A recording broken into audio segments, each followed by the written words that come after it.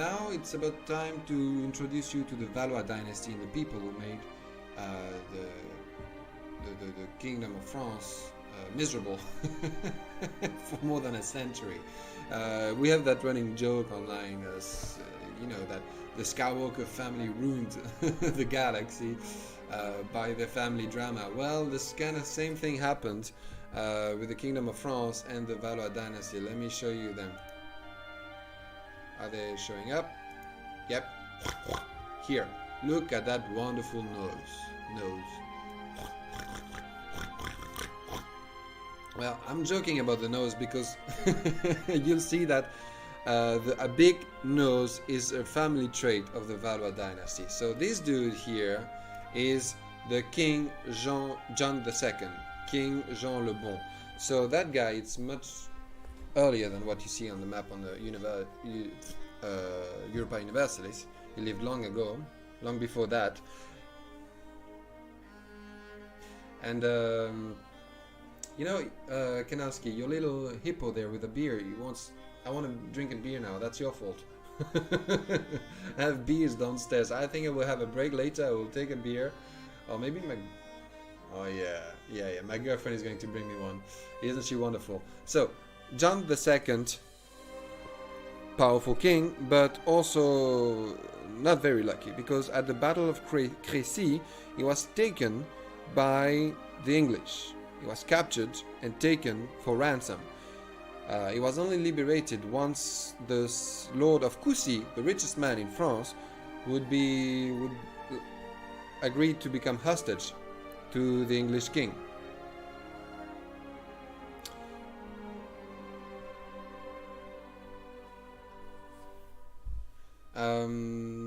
A few things to know about John the Good. He was then captured in Crécy. The Lord of Coucy. We talked about the Lord of Coucy last time regarding his castle, this magnificent big castle that was unfortunately partly destroyed by the Germans when they left northern France in the First World War.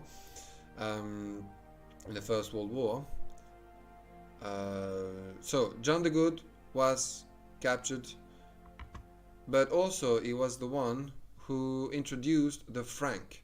Franc money, kind of money, a coin that would be used, well, at least, I mean, you know, the name of the franc coin would keep being around up until the euro came in, you know. So yeah, so I will show you a franc that he made, but I need to update here my OBS and put a new source.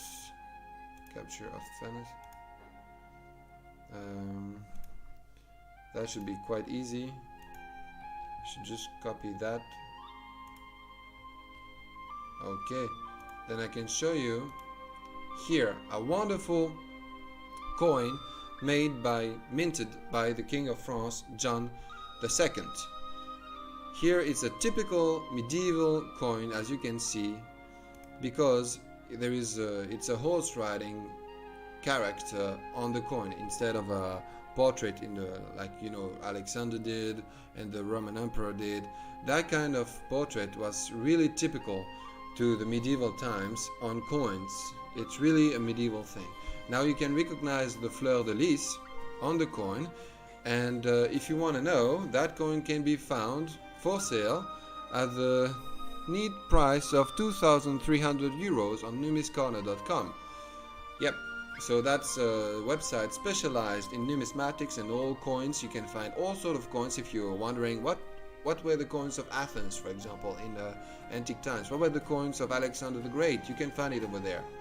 And that is the franc introduced, the golden franc introduced by John II the Good. It was a very strong coin, actually, and it actually helped to revive the economy of the country.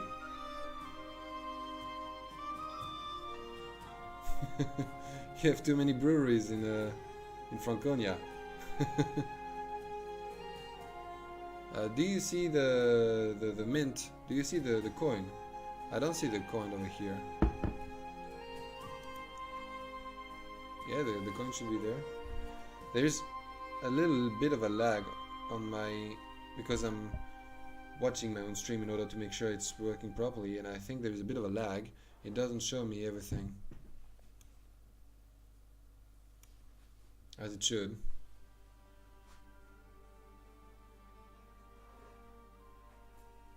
That's why I'm a bit paranoid too, and I'm a bit stressed. Okay, so normally, yeah, you'll be able to see the coins and everything. Yeah, there's a bit of a lag between what I'm streaming and the moment you see it, apparently. So, John II of France, he made the Frank. He was captured in Crécy. Big disaster. Now, let me introduce you to some other people. His sons. He had 4 sons, but I will be talking about 2 of them. Charles the Wise and Philip the Bold, the first being the heir to the throne of France, and the second becoming Duke of Burgundy. A duchy that he received in appanage, meaning that it's a duchy that would belong to him and his sons and heirs up until there was no more male heir. So it was some kind of a big insurance for you and your descendant. The appanage was a very big problem for the King of France in the late Middle Ages, because then they had to recuperate those domains, you know. Like, for example, the Duchy of Bourbon I was talking about, that was not part of the king's domain. Well, it had to be recuperated. Also, the Duchy of Burgundy, it had to be recuperated, and so on and so on. So, but that, when Philip the Bold received the Duchy of of Burgundy, was not a problem yet. He was part of the family, was part of the crown. He respected his brother Charles the Wise very much. He very much contributed to his policies and so on. A few words about Charles V, known as Charles the Wise, is that he turned the table regarding the 100 Years' War. It's really the king who turned the table, reshuffled the cards. He opted for the attrition warfare instead of open battle warfare. So, in that regard, he really changed the look of the war. No more open battle, meaning attrition war. And he had one hero that would make, you know, commando missions here and there, disguising himself and so on in order to take places. That would become the Constable of France, someone that didn't have a very big name, but that had a lot of skills, Bertrand du Guesclin, who would later become Count of Longueville. The county of Longueville was given then later by Charles VII to La Hire, kind of meaning, you know, you are to me what du Guesclin were to my grandfather. No. Yes, grandfather. Okay. So those 2 guys, Charles the Wise and Philip the Bold, were getting along very much. They were very good friends. Philip the Bold was, I think, the last born of John II, John the Good. So basically he only had the Duchy of Burgundy. But how did he become so rich and powerful? The thing is, he married the right girl. He married the Countess of Flanders, and that's how he got his money from.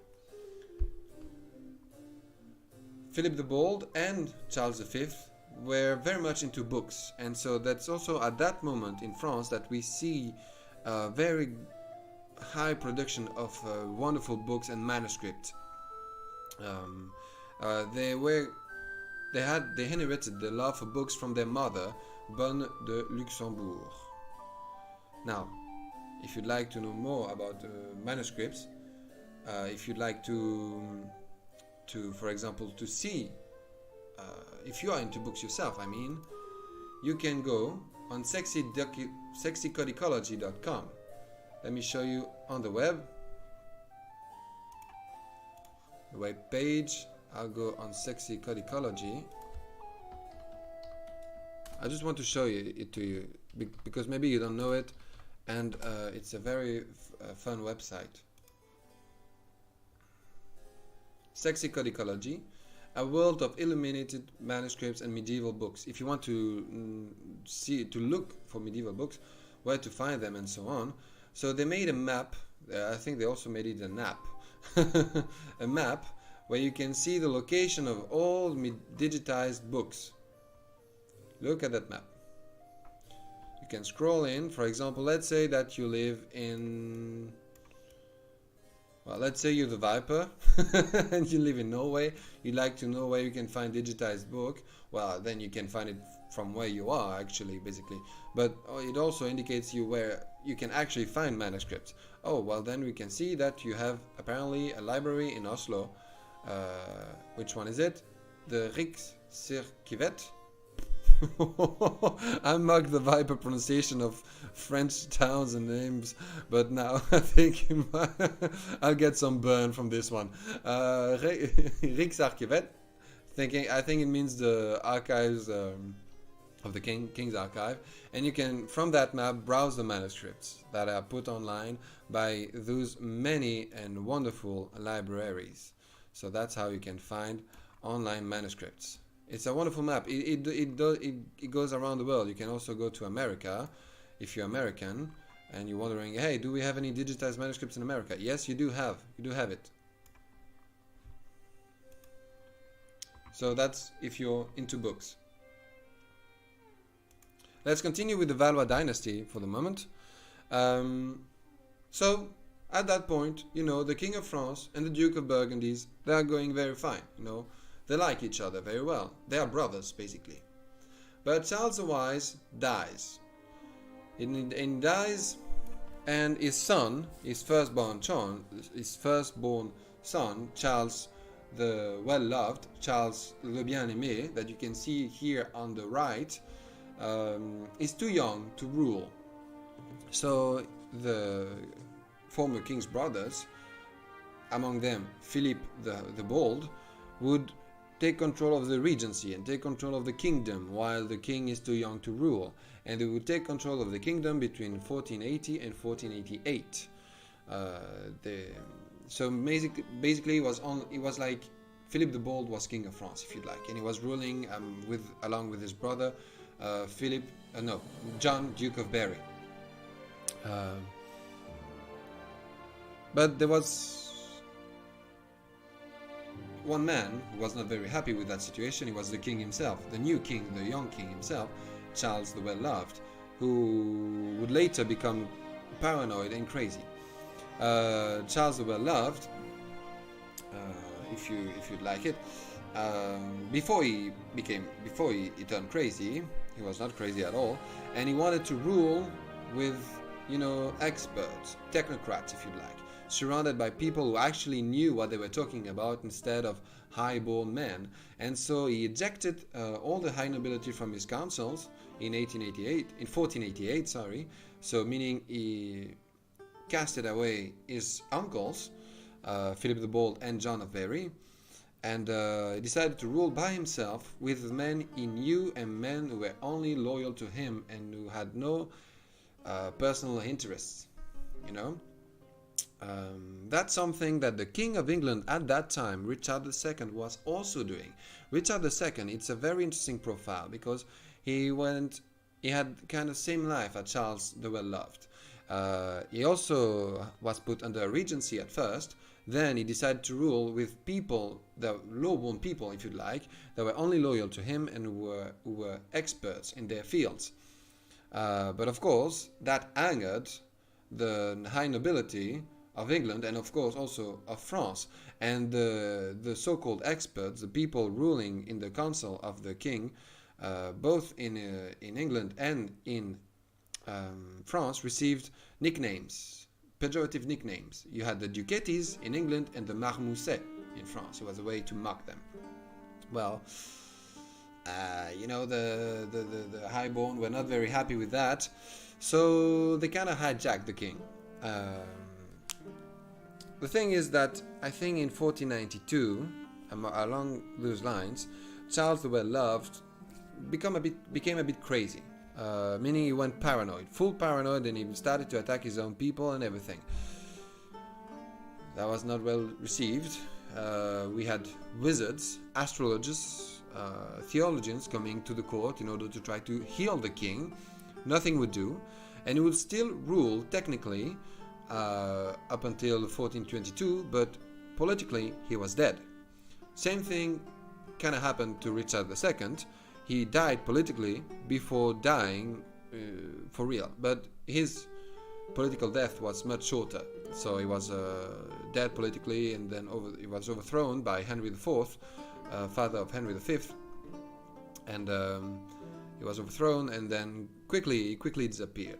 The thing is that Charles the Well-Loved, Charles VI, and Richard II, they were kind of friends, and I think that Charles V was supposed to marry Richard II's daughter, and so the 100 Years' War was almost finished by that time. You know, it was almost the end. We could see the end of that's very long fight, a very long war. But Richard II was overthrown, and Charles VI, well, he became crazy, and the highborn, the Duke of Burgundy and Duke of Berry, retook control of the kingdom. Now, Philip the Bold died in 1404, and then new people fought for the control of the kingdom. The king, Charles VI, was still crazy, was still a bit nuts.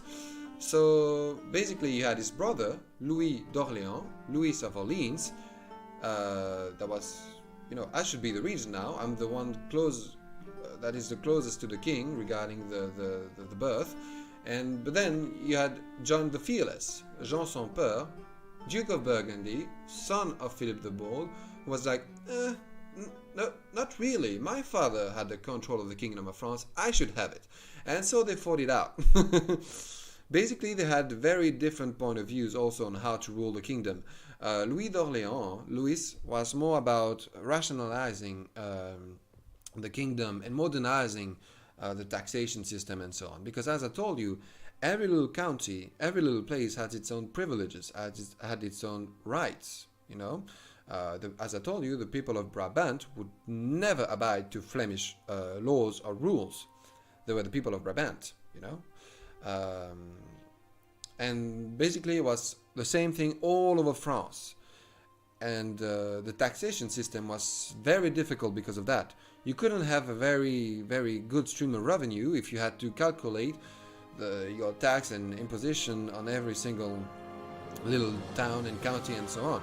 So Louis was more for modernization of the taxation system and so on, but that made him very unpopular, and that was very good for John the Fearless, who was a populist and said, hey, no, let's reform the country, meaning let's go back to the way things were, let's reform the country, and let's keep the privileges, let's hold the privileges.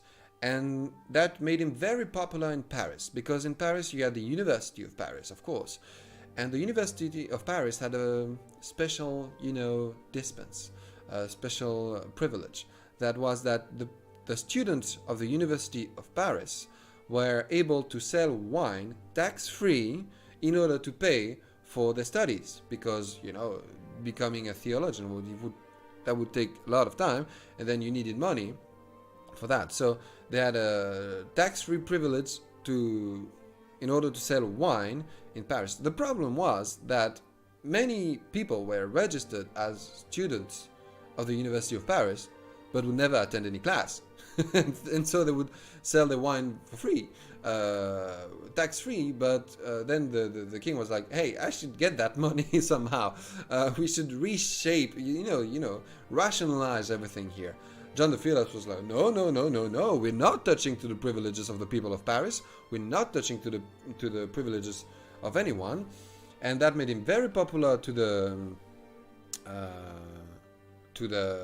university, and so much that when he assassinated the Duke of Orleans, Louis, in 1407, the people of the University of Paris actually wrote an entire apology for him, saying it was his right, he was killing a tyrant, an unlawful ruler of the kingdom that was, usurping the rights of the king.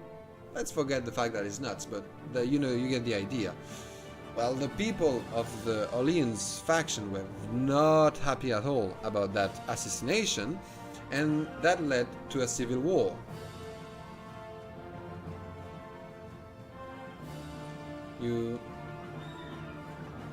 Okay, well, like that should be fine. Okay, Louis of Orleans had two sons, well, several sons, the firstborn being Charles of Orleans. Charles of Orleans in 1410 declared war on the Duke of Burgundy, who was still John the Fearless at that time. He declared war on him, and during that civil war, he kind of invited the English to join in. The king, Charles VI, was just powerless, and the kingdom of France was split into two. The people of Orleans, or as we call them also the people of Armagnac, because the Duke Charles of Orleans was allied with the Armagnac, and the Count of Armagnac was kind of leading his armies. And then on the other side you have the Burgundians, and the hate between them was strong, very, very strong. Joan of Arc actually hated the Burgundians, kinda, and that was reproached to her during her first trial in the war. How come you hate people? Why do you hate people so much? Well, that fight, that civil war, ended with the loss of Charles of Orleans. He was not able to conclude the war with success. The Duke of Burgundy won. So his father, the father of the Duke of Orleans, Louis of Orleans, was never avenged in 1410 at that time. Then, I told you, they invited the English over during that fight.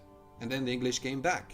And the English were led by Henry V of England, who was a very strong king, a very powerful man. Everybody was behind him. Well, he had to fight off a few rebellions here and there, but then he was the only true ruler of England at that point. And he came back in Normandy, and that led to the Battle of Agincourt. Henry V was supposed to lose that battle, but he won. And during that battle, he actually captured the Duke Charles of Orleans. So from between 1415 and 1443, Charles, Duke of Orleans, was in England, away. So the head of the Armagnac party was gone. That was a good thing, no more civil war. But what happened just after is that John the Fearless was murdered, assassinated in front of Charles VII, who was the sole living son of Charles VI, in 1418.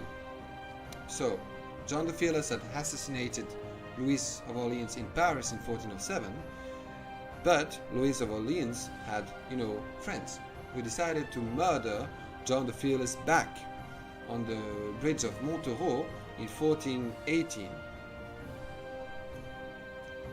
And that was only a good thing for the English, for Henry V, who at that point took control of the French king with the help of the Burgundians and signed a treaty, the Treaty of Troyes, that would recognize him as the sole heir to the Kingdom of France, meaning Charles VII was disinherited.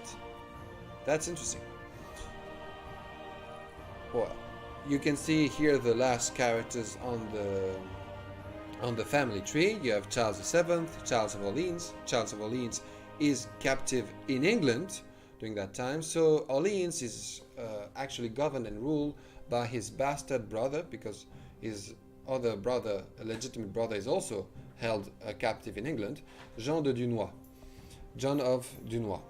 Now you have Philip the Good, Duke of Burgundy, very powerful man, very, very powerful man. That's the man we can begin with a campaign in Europa Universalis. And as you can see, as the top score as a leader, I will put back to him. Look at that. If you look at, I will take the Valois tree away. If you look back, if you start Europa Universalis with Burgundy, your leader is Charles III of Burgundy, meaning Charles the Good. And look at his stats. 5 in administration, 5 in diplomacy, and 5 in military. Yeah, basically that dude was, I don't know if it was good, but he was good, you know what I mean? He was very, very good at what he did. Okay. And also, Philip the Good had that for him. I'll put the family tree back on. Had that for him, that his allies, his vassals, were listening to him, obeying him, That's what made him very powerful. on the opposite side, Charles VII was not really followed by his own men, and the one who followed him were only, fighting against the English in order to recover some of their lost possessions.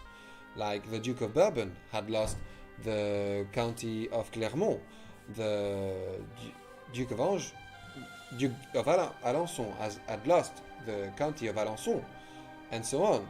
So they were fighting in order to recover the lands. But the first thing they did, once they did recover the land, was to rebel against Charles VII. So his main obstacle, behind the fact that we accused him of being a bastard, the secret son of Louis of Orleans and not being the rightful king, and blah blah blah, despite the very first obstacle, beyond all the rumors against him, was that his own allies were not very good allies, and they would drop him first chance. Meanwhile, the Duke of Burgundy had very strong allies who would follow him anywhere. Okay, I think that's all for the Valois dynasty that ruled the Kingdom of France, so that you know, and we'll be able to go back to Age of Empires in a minute. Now, one last word is that I told you that Charles V and Philip the Bold were very much into books. Now, that love for precious books and manuscripts was not shared by Charles VI nor Charles VII, but it was kept on by the Duke of Burgundy.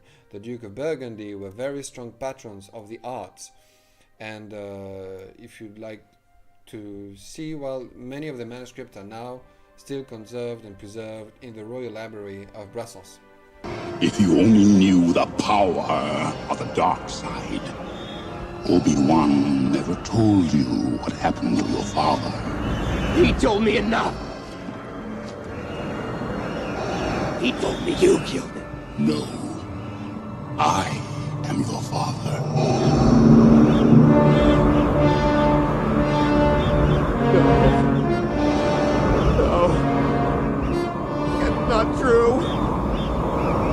That's impossible! Search your feelings. You know it to be true. No!